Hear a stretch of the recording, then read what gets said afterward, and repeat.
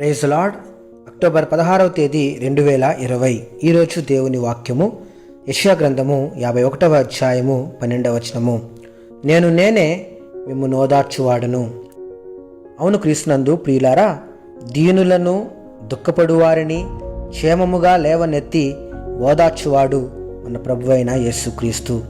దావీదు ఇలా అంటున్నాడు, సజీవుల దేశమున నేను యెహోవా దయను పొందుదునన్న నమ్మకము నాకు లేని ఎడల నేనేమవుదును? యెహోవా కొరకు నేను కనిపెట్టుకొందును, ఆయనే నన్ను ఓదార్చువాడు. దేవుని వాక్యము ఇలా సెలవిస్తుంది, శ్రమనొందిన తన జనముల యందు జాలిపడి యెహోవా తన జనములను ఓదార్చినాడు. నా జనులను ఓదార్చుడి ఓదార్చుడి.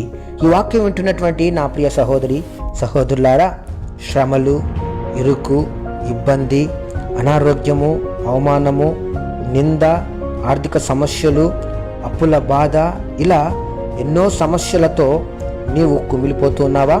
కుంగిపోతున్నావా? దిగులు చెందుతున్నావా? ఎవరు నన్ను బాగు చేయగలరు? ఎవరు నన్ను ఓదార్చగలరు అని తలంచుచున్నావా?